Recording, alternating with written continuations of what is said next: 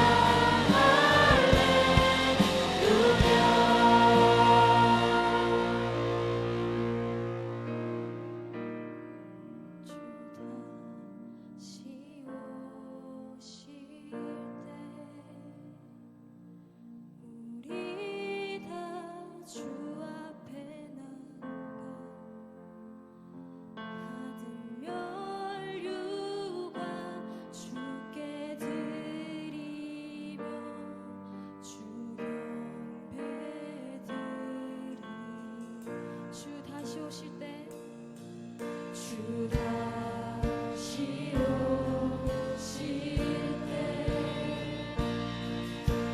우리가 주 앞에 나가 받은 혈류관 주께 드리며 주 경배 드리리. 천만한 주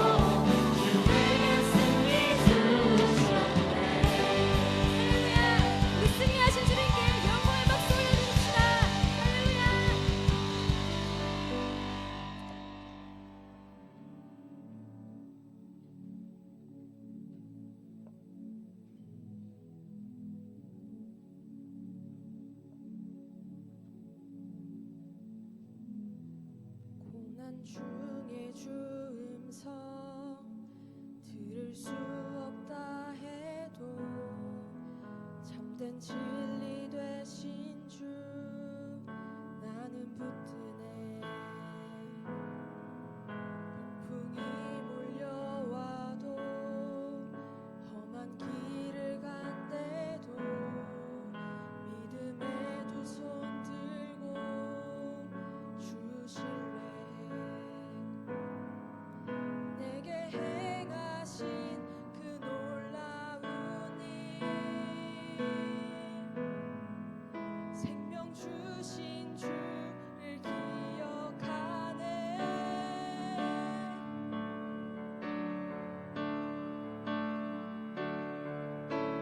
그 사랑이 내려와 날 자유케 하셨네. 영원히 나는 주님의 것. 산과 골짜기에서 내 영혼 노래하네. 영원히 나는 주님의 것. 우리 함께 고백합시다. 고난 중에 주 음성 들을 수 없다 해도 참된 진리 되신 주 나는 믿으네. 폭풍이 몰려와도 험한 길을 간대도 믿음의 두 손 들고 주실래. 내게 행하신 그 놀라운 일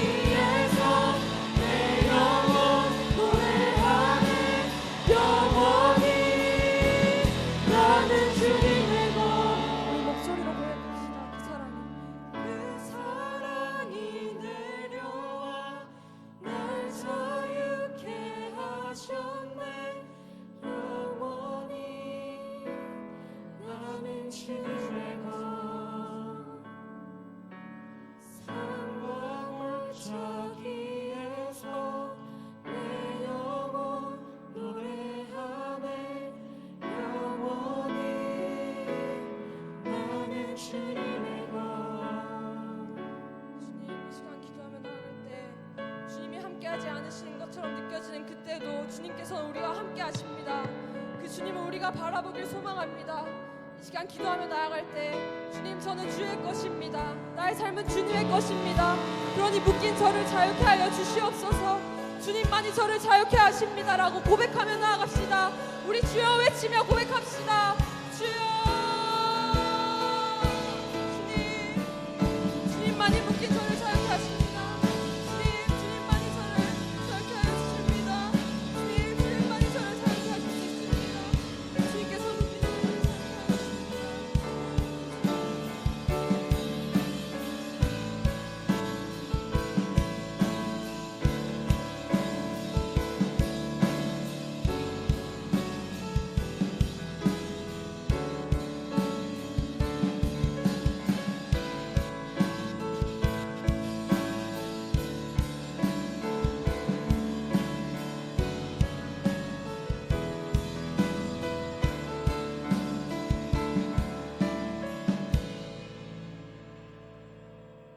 사랑의 하나님 아버지, 오늘도 우리를 불러 모아 하나님께 예배드리게 하심을 감사드립니다.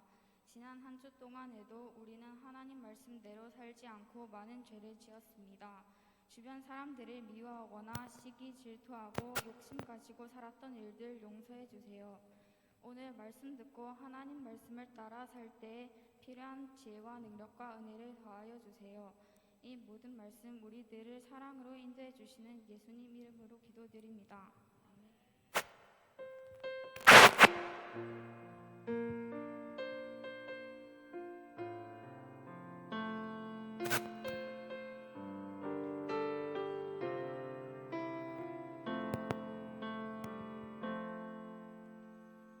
사도신경을 우리의 신앙으로 함께 고백하겠습니다. 전능하사 천지를 만드신 하나님 아버지를 내가 믿사오며 그 외아들 우리 주 예수 그리스도를 믿사오니 이는 성령으로 잉태하사 동정녀 마리아에게 나시고 본디오 빌라도에게 고난을 받으사 십자가에 못 박혀 죽으시고 장사한 지 사흘 만에 죽은 자 가운데서 다시 살아나시며 하늘에 오르사 전능하신 하나님 우편에 앉아 계시다가 저래로서 산자와 죽은 자를 심판하러 오시리라. 성령을 믿사오며 거룩한 공예와 성도가 서로 교통하는 것과 죄를 사하여 주시는 것과 몸이 다시 사는 것과 영원히 사는 것을 믿사옵나이다. 아멘.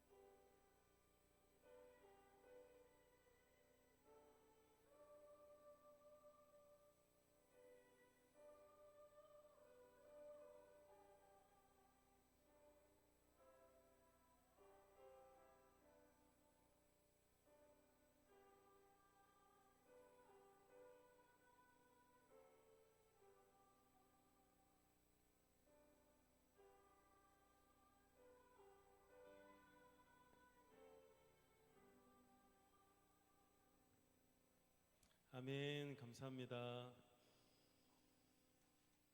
자, 우리 찬송가 268장입니다. 여러분 찬송가 268장 죄에서 자유를 얻게 함은 우리 찬송하면서 하나님 앞에 준비한 예물 드리겠습니다.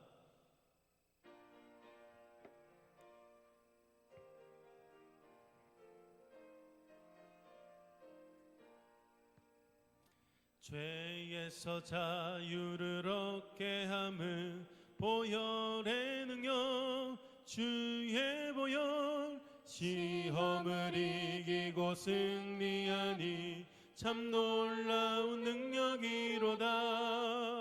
주의 보혈 능력이 또다. 주의 피 믿으오. 주의 보혈 그 어린 양의 매우 귀중한 피로다.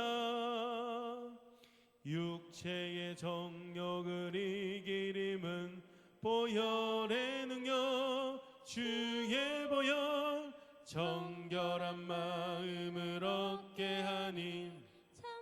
여러분 박수치면 찬양합시다. 주의 보혈 주의 보혈 능력이 또다. 주의 피 믿으오. 주의 보혈 그 어린 양의 매우 귀중한 피로다. 눈보다 더 희게 맑히는 것 보혈의 능력 주의 보혈 부정한 모든 것 맑히시니 참 놀라운 능력이로다. 주의 보혈 능력이 또다. 주의 피 믿으오. 주의 보혈 그 어린 양의 매우 귀중한 피로다. 구주의 복음을 전할 제목 보혈의 능력 주의 보혈 날마다 나에게 찬송 주니 참 놀라운 능력이로다. 주의 보혈 능력이 또다. 주의 피 믿으오. 주의 보혈 그 어린 양의 매우 귀중한 피로다. 아멘. 하나님 감사합니다. 우리가 이렇게 자유함을 얻고 정말 생명 있는 자와 같이 이 땅을 살아갈 수 있었던 것 예수님의 보혈의 능력이요 보혈의 승리 때문인 줄로 믿습니다. 주님, 우리가 이 땅에 늘 종살이하지 않게 하시고 늘 생명을 가진 자답게 하나님의 자유를 얻은 자답게 우리가 이 땅 가운데서 늘 승리의 삶을 살아갈 수 있도록 성령님 도와주시옵소서. 이 시간도 하나님 앞에 나와 예배 드리오니 주님 이 예배를 기쁘게 받아주시고 특별히 하나님 앞에 빈손으로 나오지 않고 준비한 예물을 올려드립니다. 하나님 이 귀한 예물을 기쁘게 받아주시옵소서. 박소연 11조 예물 드렸습니다. 허진 11조 예물 드렸습니다. 정의천 11조 예물 드렸습니다. 무명으로 드렸습니다. 박예은 11조 예물 드렸습니다. 박가현 11조 예물 드렸습니다. 임정현 11조 예물 드렸습니다. 박시진 11조 예물이요. 김주은 11조 예물 드렸습니다. 박예슬 11조 예물 드렸습니다. 윤세륜 11조 예물 드렸습니다. 신주혁 11조 예물 드렸습니다. 홍예은 이번 한 주 잘 지낼 수 있게 해주셔서 이렇게 예배 나오게 해주셔서 감사합니다. 감사 예물 드렸습니다. 홍샘이 건강을 지켜주셔서 감사드립니다. 감사 예물 드렸고요. 무명으로 드렸습니다. 무명으로 드렸습니다. 정수인 감사헌금 드렸습니다. 박예슬 박예은 감사헌금 드렸습니다.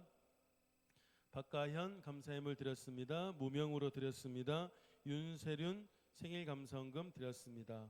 하나님, 우리의 모든 것 대신 주님 앞에 정말 작은 물질이지만 우리의 마음의 소원과 또 믿음을 담아 드린 예물이오니 이 예물을 기쁘게 받으시고 이 예물이 쓰이는 곳곳마다 많은 영혼들이 살아나고 또 하나님의 영광과 교회 또 부흥 성장을 위해 아름답게 쓰임받는 예물이 되게 하여 주시옵소서.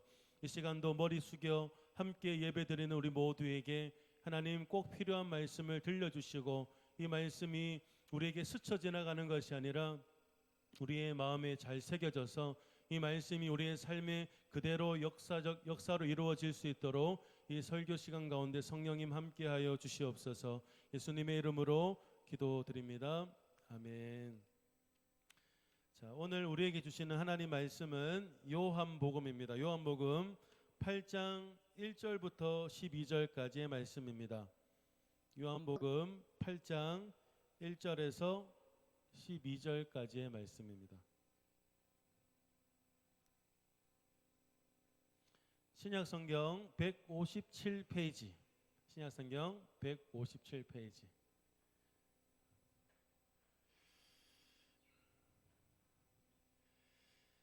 다 찾았습니까?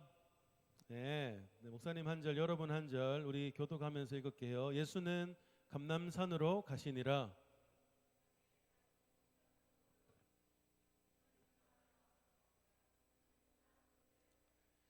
서기관들과 바리새인들이 음행 중에 잘 잡힌 여자를 끌고 와서 가운데 세우고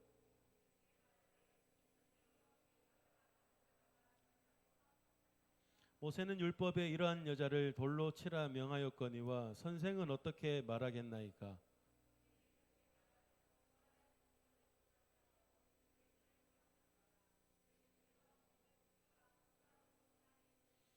그들이 묻기를 마지 아니하는지라. 이에 일어나 이르시되 너희 중에 죄 없는 자가 먼저 돌로 치라 하시고 그들이 이 말씀을 듣고 양심의 가책을 느껴 어른으로 시작하여 젊은이까지 하나씩 나가고 오직 예수와 그 가운데 섰는 여자만 남았더라.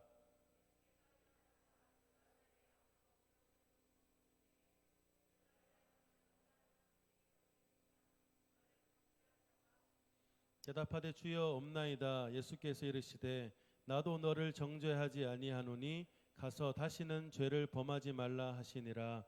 예수께서 또 말씀하여 이르시되 나는 세상의 빛이니 나를 따르는 자는 어둠에 다니지 아니하고 생명의 빛을 얻으리라. 아멘. 여러분 추석 잘 쉬었습니까? 네. 근데 곳곳에 못 보던 친구들 봐서 목사님 기분이 한층 좋아졌습니다. 여러분 오늘 이 예배 온 게 여러분에게는 기쁨이고 또 축복의 사건 맞죠? 네, 여러분 예배 이 시간 TV 보고 놀러 가봐야 여러분이 아무런 유익이 없습니다. 하지만 예배는 예배 드리는 우리 대상이신 하나님 앞에 드린 우리의 모든 이 모습들은 결코 후회 없는 행동일 것이고 하나님께서는 우리의 인생을 복되게 하실 줄로 믿습니다. 지난주에 이어서 오늘은 요한복음에 나타난 예수님의 자기 선언, 에고 에임이라 했죠. 영어로 I am과 같은 예수님이 즉 하나님이시고 예수님이 하나님과 동등된 존재이다. 하나님은 누군가에 의해서 이루어지는 존재가 아니라 절대적인 자기 스스로 존재하시는 분이라는 것을, 초월적인 존재라는 것을 살폈는데, 지난주는 요한복음 6장 35절 말씀이었어요. 나는 예수님께서 뭐라고 말씀하셨어요? 나는 생명의 떡이라고 얘기하셨어요. 그래서 내게 오는 자는 결코 줄이지 않을 거고 나를 믿는 자는 영원히 목마르지 아니하리라. 이 선언적인 메시지와 함께 축복의 약속의 말씀까지 주셨던 메시지였습니다. 결국은 우리 인생은 누구나 결핍이 있다고 얘기했어요. 100% 완벽한 인생은 없고 누구나 무엇인가에 결핍된 인생이고, 결국은 예수님께서 이런 결핍된 우리 인생 가운데 오셔서 부족함이 없는 인생으로, 풍성한 삶으로 바꾸셨다라고 말씀을 나누었습니다. 그래서 여러분, 우리가 세상적인, 우리가 살아가는 이 인간적인 관점에서 볼 때 우리는 항상 무엇인가 결핍된 채로 만족함이 없어요. 근데 그 만족함을 채우려고 노력하지만 채워지지 않는, 그래서 우리는 늘 힘들고 불평이 많죠. 하지만 이 믿음의 관점에서 볼 때, 우리가 보는 이 인간적인 시각 말고 믿음의 관점에서 볼 때 생명의 떡이신 예수 그리스도, 여러분 이 십자가 복음을 소유한 저와 여러분은 매우 복된 자인 줄로 믿습니다. 그리고 내게 오는 자는 결코 줄이지 않고, 그리고 나를 믿는 자는 영원히 목마름이 없다라고 말씀하셨잖아요. 그래서 결코 줄이지 않고 목마름이 없는 최고의 상태인 이 영생을 소유한 우리들의 인생이야말로 부족함이 전혀 없는 매우 부요한 인생이라 할 수 있을 것입니다. 옆에 있는 친구 한번 그렇게 축복하세요. 여러분에게는 부족함이 없습니다. 네, 얼굴 좀 딸려도 됩니다. 여러분 시험 끝났는데 성적 좀 딸려도 돼요, 여러분. 그래서 우리는 결국 썩고 없어지는 이 세상의 떡, 떡은 여러 가지를 의미할 수 있겠죠. 세상의 떡과 세상의 부요함을 쫓아가는 그런 어리석은 인생이 아니라 이 생명의 떡을 소유하였음에 늘 감사하고, 그리고 무슨 일이 있더라도 이 생명의 떡을 빼앗기지 않는 우리의 인생이 되기를 힘써야 된다라고 우리 말씀을 나누었습니다. 오늘은 두 번째 예수님의 자기 선언 메시지인데요. 예수님은 오늘 요한복음 8장 말씀에서 자신을 어떻게 소개하고 계십니까, 여러분? 나는 뭐라고 소개하고 계시죠? 네, 12절 말씀 우리 같이 한번 더 읽어봅시다. 시작. 예수께서 또 말씀하여 이르시되 세상의 빛이니 나를 따르는 자는 어둠에 다니지 아니하고 생명의 빛을 얻으리라. 아멘. 여러분, 빛이고 싶습니까? 어둠이고 싶습니까? 이거 물어보나 말하죠. 근데 여러분이 스스로 빛이 될 수 없습니다. 빛으로 들어올 수 없다라는 거예요. 예수님으로 인해서 여러분들은 더 이상 어둠에서 떠나가게 되는 거고, 이제는 어둠에서 떠나가게 되는 거고, 빛으로 인도되었다라는 것을 오늘 예수님은 분명하게 말씀하고 계시는 겁니다. 특히 여러분, 예수님은 자신을 소개할 때 생명의 뭐로 소개하셨죠? 빛, 네, 빛으로 자신을 비유하셨는데, 이 빛은 여러분 뭘 의미할까요? 빛은 구약 성경 여러 본문들에 나타났던 하나님의 초월적인 그 순간순간 역사에 이 빛이 사용되었어요. 그래서 예수님이 자신이 하나님이시다라는 것을 정말 드러내기에 매우 적절한 단어를 쓰신 거죠. 그래서 빛이 여러분 성경에서 가장 먼저 어디 쓰였죠? 창세기 몇 장? 네, 창세기 1장이죠. 네, 성경에서 빛이 가장 먼저 등장한 것은 성경책 바로 펴자마자 창세기 1장이었습니다. 빛은 하나님께서 이 생명을 불어넣는 재료로 사용하신 매우 독특한 피조고요. 빛은 하나님께서 이 천지창조 첫째 날에, 첫째 날은 항상 상징성이 있죠. 만드신 피조물로서 하나님이 빛이 있으라 말씀하시자마자 결국은 캄캄했던 세상이 밝아졌습니다. 그리고 성경 말씀 보니까 1절 2절 보시면 땅이 혼돈하고 공허하고 흑암이 깊음 위에 있었다. 굉장히 어둡고 무질서적인 상황이었습니다. 하지만 하나님이 빛이 있으라 하시자마자 하나님이 낮과 밤을 나누시고 질서가 생기기 시작하고 결국 빛이 일어났던 그 순간 하나님이 보시기 심히 좋았던 상황이 펼쳐졌다라는 것이죠. 그리고 여러분, 빛은 또 어디에서 등장할까요? 네, 출애굽기에도 나오는데, 네, 분명하게 빛이라고 얘기하진 않지만 출애굽을 한 이스라엘 백성들을 하나님이 광야 과정에서 인도하실 때 구름 속에 임재하셨을 때 이 하나님의 영광의 빛으로 등장하게 됩니다. 자, 출애굽기 말씀 읽어볼까요? 시작. 여호와께서 그들 앞에서 가시며 낮에는 구름 기둥으로 그들의 길을 인도하시고 밤에는 불 기둥을 그들에게 비추사. 네, 이렇게 나와 있습니다. 결국은 이 빛이 이스라엘 백성들을 약속의 땅으로 인도하는 역할을 했습니다. 그리고 광야에는 여러 대적들과 어려운 순간들이 있었는데 그들을 멸하고자 하는 자들로부터 이 빛이 보호해 주었다라는 것이죠. 그래서 정확하죠. 예수님이 우리에게 참 생명을 불어넣어 주셨고, 그리고 우리의 약속의 땅으로 인도하시는 데 있어서 중요한 역할을 하고 계심을 우리에게 잘 보여주시는 단어.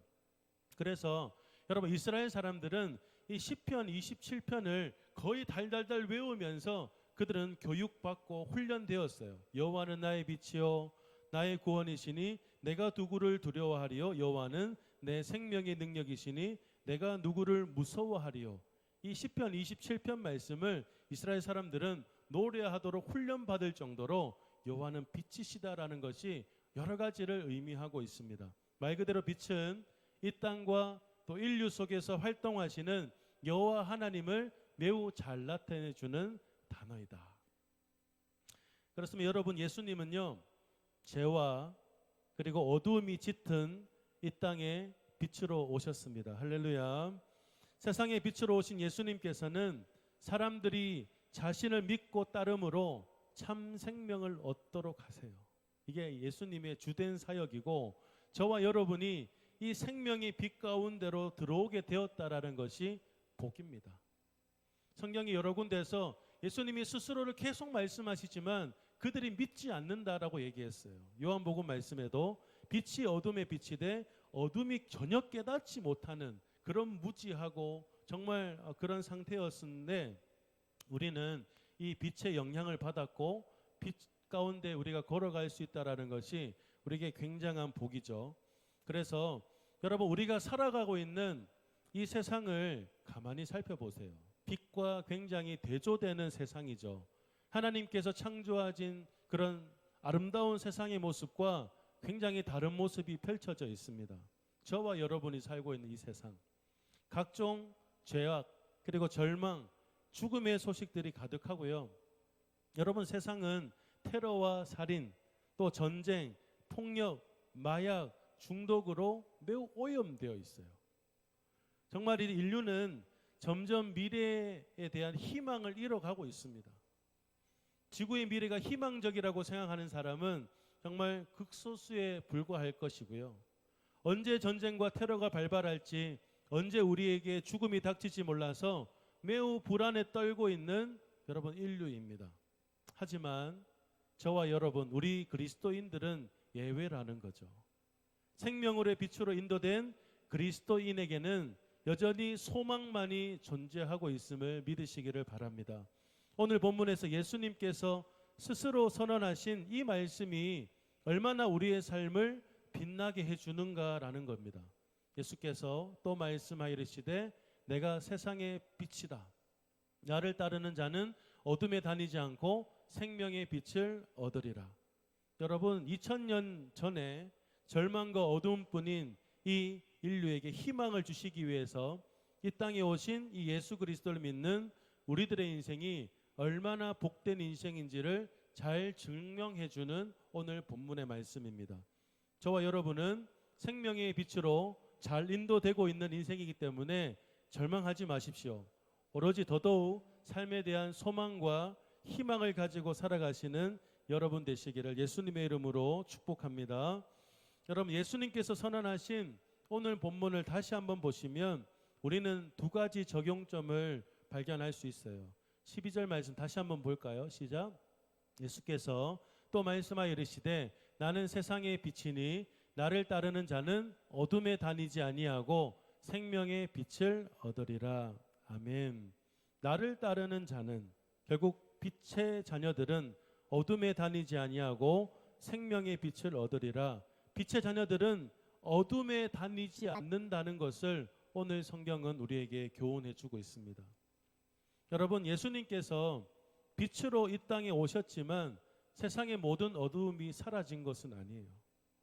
여전히 세상에는 어두움이 가득하고 죄와 어두움이 세상을 장악하고 있습니다. 다시 말해, 우리가 빛이신 예수님의 자녀가 되었지만 여전히 세상의 죄와 어두움과 싸워서 이겨야 되는 현실이라는 거죠. 죄와 어둠으로 가득한 이 세상, 여러분, 죄와 그리고 생명 그리고 어둠과 빛은 공존할 수 없습니다. 참 신기한 게요, 죄는 그토록 이 빛을 미워해요. 생명을 미워해요. 하지만 생명은 어두움을 피하지 않습니다. 여러분, 우리의 모습이 딱 그 모습이에요. 계속해서 죄는 우리를 미워하고 우리를 힘들게 하지만 우리는 피하지 않고 항상 그 어두움에 함께하고 공존하고 있다라는 안타까운 현실입니다. 세상은 우리들을 결코 환영하지 않을 것이고 또 우리를 가만히 내버려 두지 않고 공격할 것이고 유혹합니다. 우리가 살고 있는 이 세상은 정말이지 우리를 유혹하는 것들이 넘쳐나죠, 여러분. 우리는 생명의 빛, 가장 귀한 빛을 소유하였음에도 너무나 세상 빛에 우리가 현혹되는 모습들이 많은 것 같아요. 그래서 자꾸만 세상에 화려하고 또 빛난 보석에게 눈이 멀도록 우리를 유혹하고 믿음 중심의 삶보다는 여러분 현실에 적당히 타협하면서 살도록 하나님도 섬기고 또 빛도 소유한 채로 살고 싶어하는 우리들의 인간적인 속성이 너무나 가득합니다. 그러나 여러분, 하나님은 분명하게 말씀하십니다. 나를 따르는 자는 어둠에 다니지 아니하고 생명의 빛을 얻으리라. 나를 따르는 자는 어둠에 다니지 말라라고 말씀하고 있고, 요한복음 8장 34절 한번 보세요. 자, 넘겨주시고 시작. 예수께서 대답하시되 진실로 진실로 너희에게 이르노니 죄를 범하는 자마다 죄의 종이라. 여러분, 빛을 주신 이유는 결국 그 종에서 벗어나게 하신 건데, 우리가 스스로 계속 종에 머무르는 상태로 우리 스스로 자꾸 자처하고 있습니다. 그래서 바울도 계속해서 우리에게 이것을 강조하지 않습니까?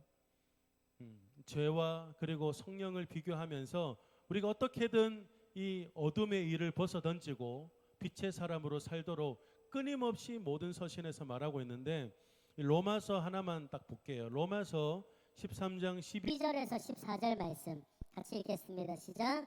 밤이 깊고 낮이 가까웠으니 그러므로 우리가 어둠의 일을 벗고 빛의 갑옷을 입자. 낮에와 같이 단정히 행하고 방탕하거나 술 취하지 말며 험난하거나 호색하지 말며 다투거나 시기하지 말고 오직 주 예수 그리스도를 옷 입고 정욕을 위하여 육신의 일을 도모하지 말라. 현대인 성경 한 번 더 볼게요. 시작. 밤이 거의 지나고 낮이 가까웠으니 이제는 악한 생활을 버리고 믿음으로 빛된 생활을 하십시오. 낮에 빛 가운데 사는 사람들처럼 단정하게 행동해야 합니다. 흥청망청 먹고 마시며 술 취하지 말고 흠남과 방탕과 싸움과 시기하는 일을 버리십시오. 주 예수 그리스도로 옷 입고 정욕을 위해 육신의 일을 추구하지 마십시오 라고 하고 있습니다. 여러분, 또 요한과 바울은 동일하게 우리에게 권면해요. 어둠에 다니지 마라. 어둠에 속하지 마라. 너희는 어둠의 일을 벗고 빛의 갑옷을 입어라. 왜 갑옷을 입습니까, 여러분? 편하게 그냥 편한 옷을 얘기하지 않고 갑옷을 입으라는 것은 전쟁 중에 너희가 빛을 너희가 무조건 택해야 된다는 것을 알려주는 거죠. 너희는 악한 생활을 버리고 믿음으로 빛된 생활을 하라라고 하고 있습니다. 사랑하는 여러분, 우리가 이 죄와 어둠이 아닌 믿음으로 빛난 생활을 할 수 있는 방법은 뭘까요? 결국 말씀입니다. 말씀을 사랑하고 말씀을 내 삶에 굳게 세우고 사는 길밖에 없는 것 같아요. 자, 시편 119편 105절 말씀 읽겠습니다. 시작. 주의 말씀은 내 발의 등이요 내 길의 빛이니라. 주의 말씀이 얼마나 중요한지, 내 발의 등불이다, 또 내 길의 빛이다. 이 한 구절에 두 군데나 이 빛에 대해서 묘사하고 있죠. 그래서 이 시편 기자는 127절부터 이렇게 또 얘기하고 있습니다. 같이 읽을게요. 시작. 그러므로 내가 주의 계명들을 금 곧 순금보다 더 사랑하나이다. 그러므로 내가 범사의 모든 주의 법도들을 바르게 여기고 모든 거짓 행위를 미워하나이다. 주의 증거들은 놀라움으로 내 영혼이 이를 지키나이다. 주의 말씀을 열면 빛이 비치어 우둔한 사람들을 깨닫게 하나이다. 내가 주의 계명들을 사모함으로 내가 입을 열고 헐떡였나이다. 주의 이름을 사랑하는 자들에게 베푸시던 대로 내게 돌이키사 내게 은혜를 베푸소서. 나의 발걸음을 주의 말씀에 굳게 세우시고 어떤 죄악도 나를 주관하지 못하게 하소서. 사람의 박해에서 나를 구원하소서. 그리하시면 내가 주의 법도들을 지키리이다. 아멘. 그럼 말씀이 자꾸 여러분을 어둠을 쳐낼 수 있도록 말씀이 세워져야 됩니다. 이게 빛인지 어둠인지 스스로 분간해야 되지만 잘 안 된다는 거죠.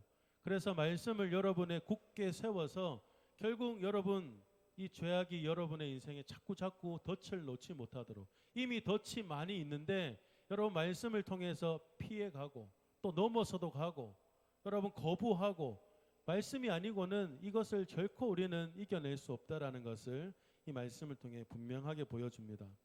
그래서 빛의 자녀들은 어둠의 일에 다니지 않고 결국은 빛의 생활을 해야 됨을 우리에게 보여주고요. 둘째로 따라합시다. 우리도 이 세상에서 예수님과 같은 삶을 살아야 합니다. 네, 오늘 내가 세상의 빛이다라고 얘기했지만 예수님이 우리에게 세상의 빛이다, 너희는 세상의 빛이다라고 임명하셨습니다. 그리고 너희 빛이 사람 앞에 비치게 해서 결국은 하늘에 계신 너희 아버지께 영광을 돌리게 해라 라고 말씀하신 구절이 있죠. 네, 마태복음 말씀인데요. 같이 한번 읽을게요. 시작. 너희는 세상의 빛이라. 산 위에 있는 동네가 숨겨지지 못할 것이요 사람이 등불을 켜서 말 아래 두지 아니하고 등경 위에 두나니 이러므로 집안 모든 사람에게 비치느니라. 이같이 너희 빛이 사람 앞에 비치게 하여 그들로 너희 착한 행실을 보고 하늘에 계신 너희 아버지께 영광을 돌리게 하라. 여러분, 예수님께서 하신 거는 죄와 어둠으로 가득한 이 땅에 빛으로 오셔서 참 생명을 얻게 하셨습니다. 마찬가지로 예수님의 제자인 우리들도 참 빛과 또 참 생명을 전파하는 삶을 살아가기를 힘써야 한다라는 것이 오늘 구절에서 보여주는 우리에게 주신 목적이죠. 그래서 예수님은 우리를 등경 위에 등을 세운다 했던 것처럼 우리의 의도와 상관없이 하나님은 세상 곳곳에 우리를 배치해 놓으시고는 생명의 빛의 전파자로 우리를 쓰시길 원한다는 거예요. 그래서 우리는 우리가 보내진 곳곳에서 내가 빛이다, 내가 빛을 전파하는 사람이다라는 이 의식을 결코 여러분 우리는 있어서는 안 되죠. 오늘 우리가 8장 12절과 함께 읽었던 1절부터 11절 말씀은 사실은 12절과 좀 상관없는 말씀이기는 해요. 하지만 오늘 말씀을 좀 잘 적용해 주는 말씀이어서 우리가 함께 보았는데 여러분 장면을 한번 보세요. 이 사진만 봐도 알겠죠. 여러분 어떤 그림이죠? 예상이 됩니까? 많은 사람들이 모여 있고 많은 사람에게 둘러싸여 있습니다. 한 분이 앉아 계신데 한 분 빼고는 손가락질하고 있고 돌멩이도 들고 있어요.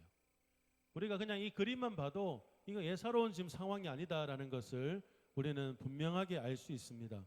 오늘로 치면 이 여인은 현행범으로 잡혀온 겁니다. 3절과 4절 나와 있죠. 서기관과 바리새인들이 음행 중에 잡힌 여자를 끌고 왔고 거기를 세웠다 했습니다. 그리고 이 여자가 간음하다가 현장에서 잡혔나이다라고 고발하고 있는 것만 봐도 이 여인은 현행범으로 지금 잡혀와서 굉장히 어려운 상황입니다.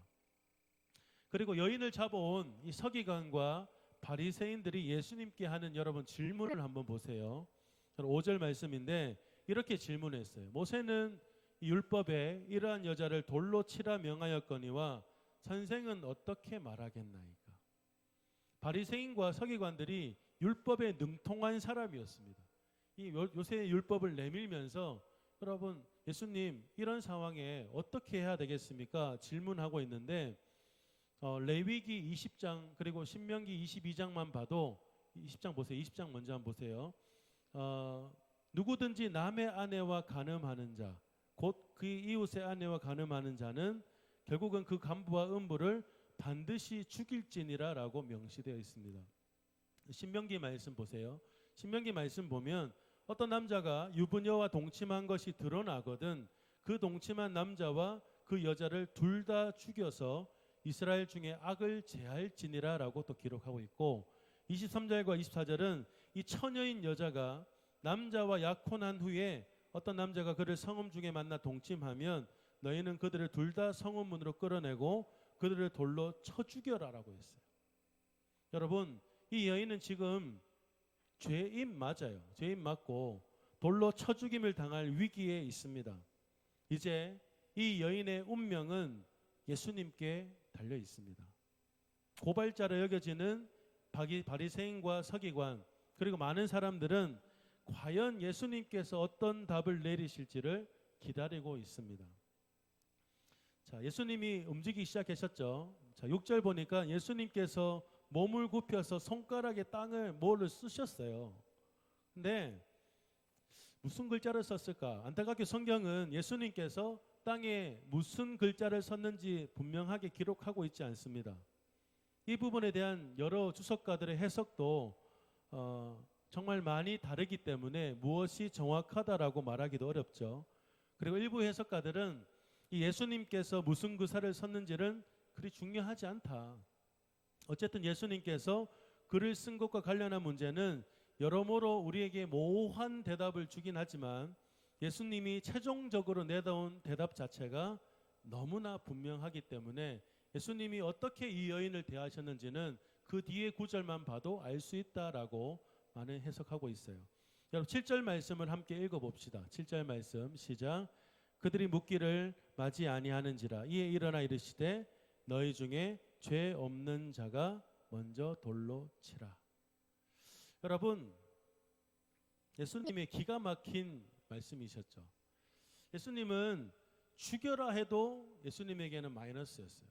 그리고 아니 살려라 라고 해도 예수님에게는 그렇게 좋은 상황이 아닙니다. 예수님은 모두에게 공용할 수 있는 그 말을 끄집어내시고 그리고 이 여인을 둘러싼 모든 이들이 결국은 그 자리를 떠나버리게끔 하셨는데 9절부터 11절 보니까 이 말씀을 듣고 그들이 양심의 가책을 느껴서 어른부터 시작해서 젊은이까지 모두가 나가고 오직 여자와 예수님만 거기 남았다고 했습니다. 그리고 예수님께서 드디어 이 여인에게 야, 너 무슨 죄를 지었어? 이런 말 하지 않고 여자여 너를 고발하던 그들이 어디 있니? 너를 정죄하던 자가 없느냐? 그래서 그 여인이 말하죠. 대답하되 주여 없습니다. 예수님의 마지막 발언입니다. 이 여인과 이 말 이후에 이 여인은 완전한 자유가 임했는데요. 나도 너를 정죄하지 않는다라고 말씀하셨습니다. 여러분 예수님의 이 대화의 핵심은 이 그녀가 죄를 지었나, 얼마나 큰 죄를 지었냐, 또 안 지었냐 이게 핵심이 아닙니다. 모세의 율법에 맞고 안 맞고는 정말 중요하지 않고 나도 너를 정죄하지 않는다. 어떻게 해야 이 여인에게 다시 한번 새로운 생명을 줄 수 있을까? 오로지 이것이 핵심이었던 거죠. 그래서 이 현장에서 쳐죽임을 당해도 큰 죄였지만 하지만 예수님은 그 여인이 수치와 또 부끄러움과 또 비참한 죽음에서 벗어나도록 도우셨다라는 것입니다.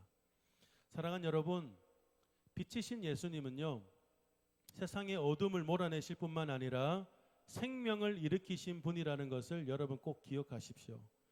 그 현장에 있었던 서기관과 바리새인들 그리고 함께 현장에 돌을 들고 있었던 자들과 예수님의 차이가 여러분 보이셔야 돼요.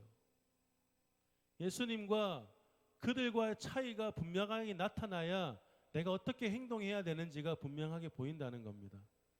어찌 보면 여러분 그 여인을 둘러쌌던 모든 사람들의 행동이 매우 옳고 정당해 보이는 듯 하지만 예수님은 다르셨다라는 거예요. 절망이 아닌 희망으로 죽음이 아닌 새 생명의 삶으로 인도하신 예수님. 여러분, 저와 여러분들은 삶의 현장에서 이와 같은 상황을 자주 마주할 겁니다. 여러분은 고발하면서 손가락을 내미는 쪽입니까? 아니면은 누군가를 끝까지 변호하는 자입니까? 여러분들은 돌을 들고 서 있는 자입니까?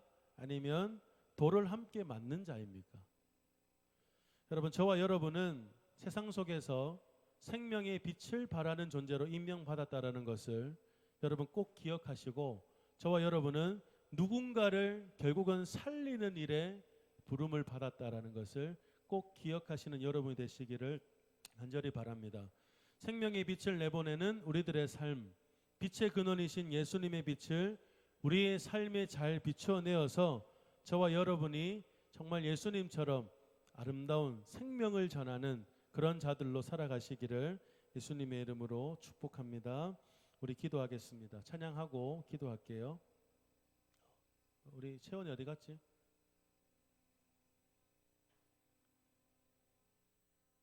이채원 빨리 온나?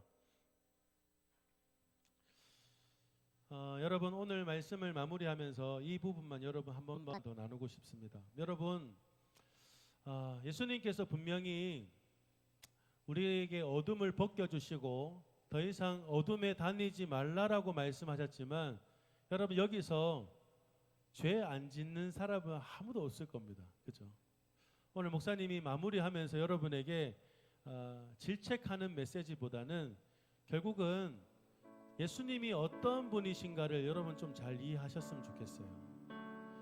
예수님은 여러분 어떻게든 우리에게 우리의 부끄러움과 또 수치를 감싸주시는 분이세요.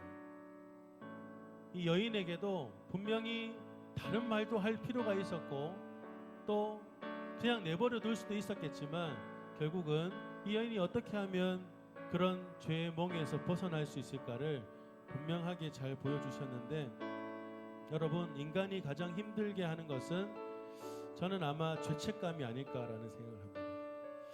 여러분 죄책감에 시달리는 사람은 스스로에 대한 정죄감에 빠져요. 죄를 짓고 나면 여러분 결코 편하지 않습니다. 이 여인도 얼마나 괴로웠을까요? 하지만 죄책감과 그 정죄감에 빠진 그 여인을 다시 회복시키는 역할은 결국 예수님만 하실 수 있는 부분이었잖아요. 여러분 예수님을 그냥 내가 죄 지은 거를 경고하시고 어떻게든 어둠에 다니지 말라고 했잖아. 너는 이제 빛에서 떠났어. 끝이야. 이게 아니라 어떻게든 여러분 생명의 빛으로 인도하신 주님은 여러분이 생명에 도달할 수 있도록 끝까지 인도하시는 우리 주님이심을 여러분 꼭 기억하시기를 바랍니다. 마지막으로 이 찬양 함께 우리 부르고 기도할게요. 여러분 하나님의 등불이란 찬양입니다. 여러분 가사를 잘 생각하면서 우리 같이 한번 찬양하고 기도합시다. 오늘은 앉아서 여러분 찬양할게요.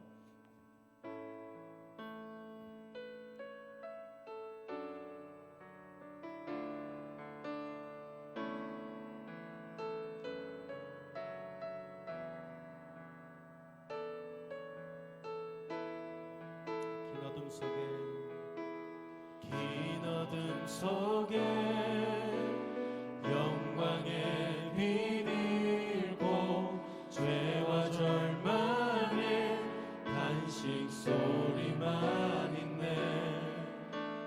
주의 사랑은 여전히 날 기다리시며 날 부르시네.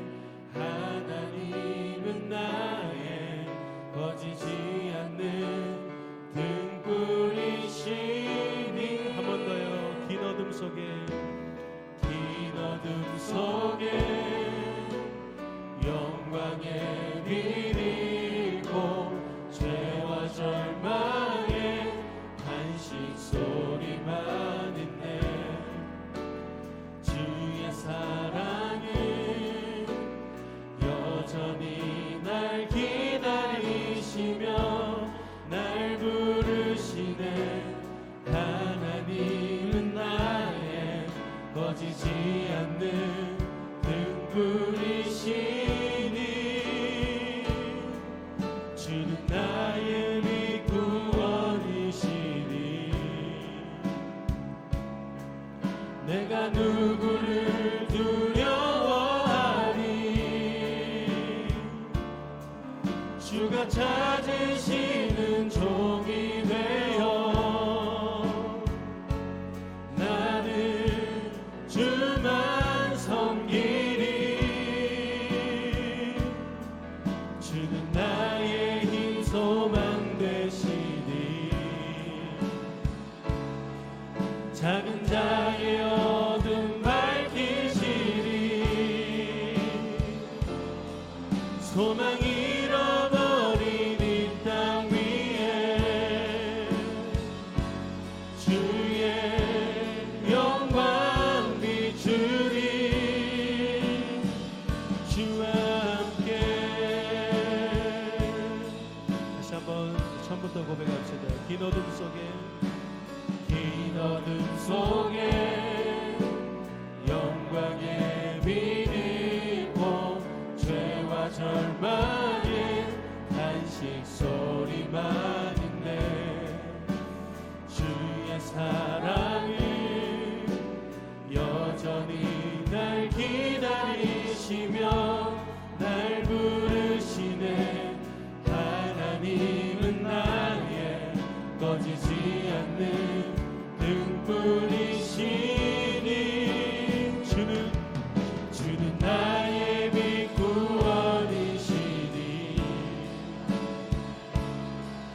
내가 누구를 두려워하리.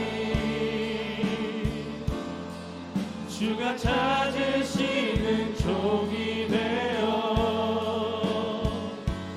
나는 주만 섬기리. 주는 나의 힘, 주는 나의 힘, 소망 되시니. 작은 자의 어둠 밝히시니. 소망 잃어버린 이 땅 위에 주의 영광 비추리. 주는 나의 빛, 주는 나의 빛 구원이시니. 내가 누구를 두려워하리. 주가 찾으시는 종이 되어 나는 주만 섬기리. 주는 나의 힘, 주는 나의 힘, 소망 되시니. 작은 자의 어둠 밝히시니.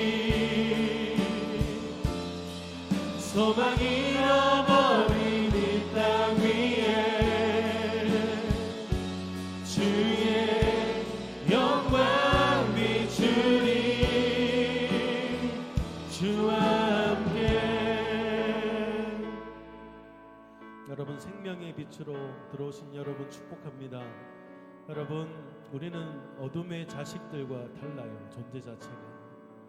여러분들은 죄와 저주, 멸망받을 존재들과 다르다는 겁니다.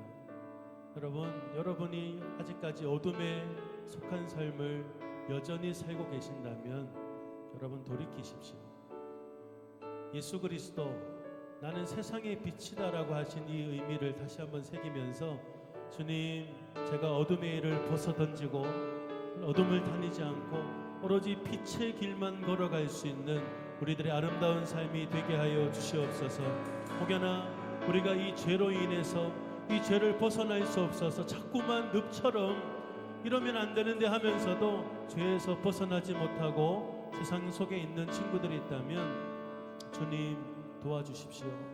우리가 벗어날 수 있는 길은 오로지 예수 그리스도로 다시 옷 입는 일밖에 없다라고 분명히 말씀하신 것처럼, 다시 우리가 이 어둠의 일을 벗어던지고 이 생명의 빛의 길로 걸어갈 수 있도록 여러분 도와달라고 우리 같이 한번 간절한 마음으로 우리 같이 한번 기도하겠습니다.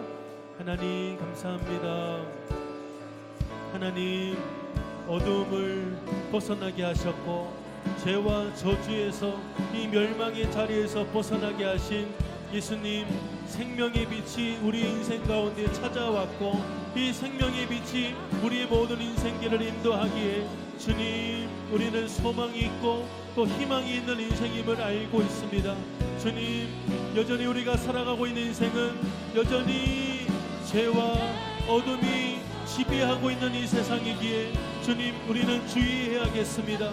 우리가 어둠에 빠지지 않도록, 어둠에 속하지 않도록 우리는 절대적으로 주의하는 생활을 해야겠습니다.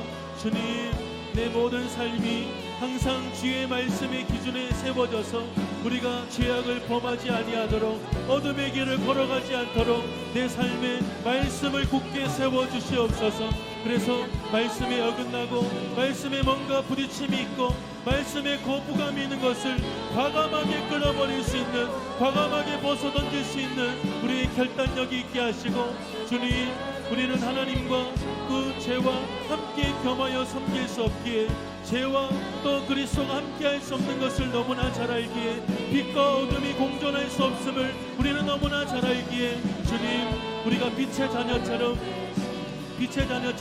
어둠과 상관없는 인생 살아갈 수 있도록 주님 도와주시옵소서. 주님, 우리 삶이 여전히 죄로 가득합니다. 주님, 죄를 벗어던져야 되는 것도 알고, 주님이 죄를 미워하시는 것도 알고, 죄가 옳지 않다는 것도 알지만 우리가 어느 순간 너무나 익숙해져 버린 우리의 삶이 많습니다. 주님, 나를 다시 한번 지도해 주십시오. 이 죄의 길을 떠서던지고 다시 한번 우리가 생명의 빛으로 우리의 생명길을 걸어갈 수 있도록 주님 나를 도와주시옵소서. 이 죄책감에 정죄감에 우울감에 우리가 스트레스로 인해 아버지 지쳐있는 영혼들이 있다면 다시 우리 넓은 품으로 우리를 품으시는 주님의 사랑 안으로 다시 들어올 수 있는, 내가 너를 정죄하지 않는다, 내가 너를 정죄하지 않는다라고 말씀하시는 예수님, 그 누가 우리를 돌을 던지고 우리를 고발하고 우리를 죽이려고 덤받을지라도 예수님이 정죄하지 않으시니, 예수님이 우리를 정죄하지 않으시니 다시 한번 우리가 주님 품으로 돌아갈 수 있도록 주님 우리를 도와주시옵소서.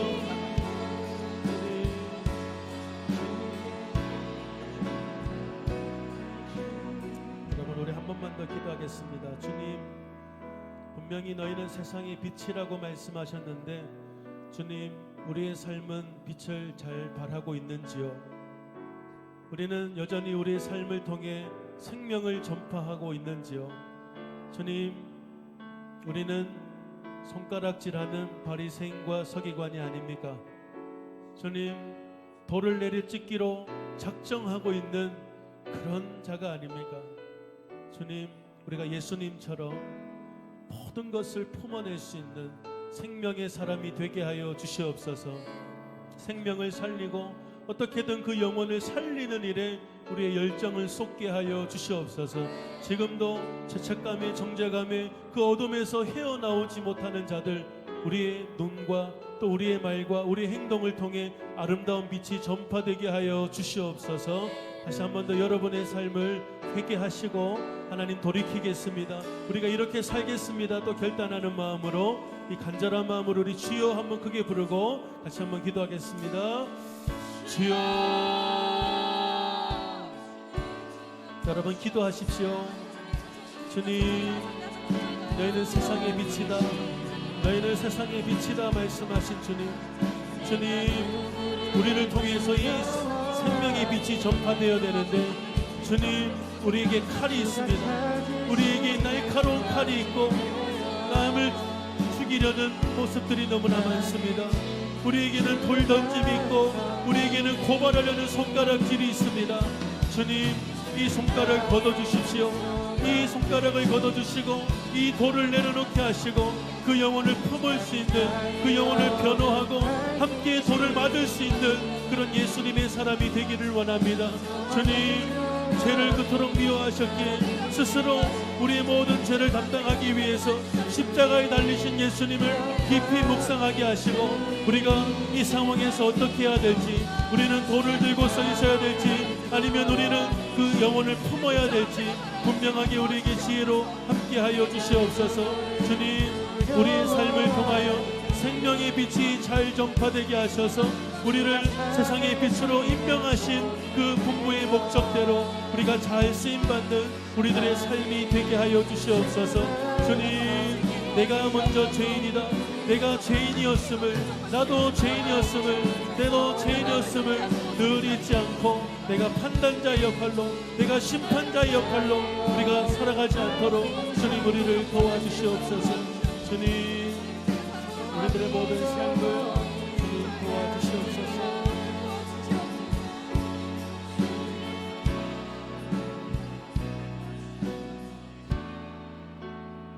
주님, 우리가 그 가늠한 여인과 같은 자였습니다.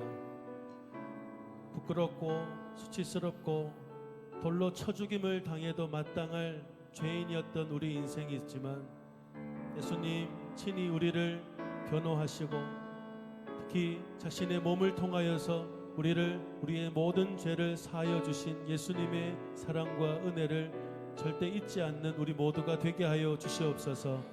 우리가 세상의 빛에 초청받은, 세상의 빛으로 인도함을 받고 있는 존재라는 것을 잊지 않게 하시고 여전히 어두움이 가득한, 어둠이 지배하고 있는 이 땅 가운데서 우리가 어떻게 생활하고 어떻게 행동해야 될지를 늘 지혜롭게 잘 분별할 수 있는 빛의 사람들이 되게 하여 주시옵소서.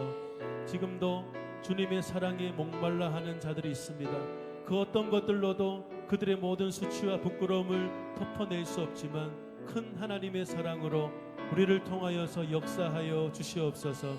그래서 우리가 세상의 현장에서 손가락질하고 돌 던지는 자리에 있는 것이 아니라 그 여인을 품으셨던, 그 여인을 정죄하지 않으셨던 예수님처럼 넓은 품으로 안을 수 있는 그런 빛의 사람들이 되게 하여 주시옵소서. 우리의 영원한 소망이신 예수 그리스도의 크신 은혜와 하나님 아버지의 놀라우신 사랑과 성령의 교통하심이 함께 머리 숙인 모든 예배자들, 그리고 영상으로나마 예배드리고 있는 모든 중등부 모든 자들의 인생 가운데 항상 함께 하시기를 간절히 축원하옵나이다. 아멘.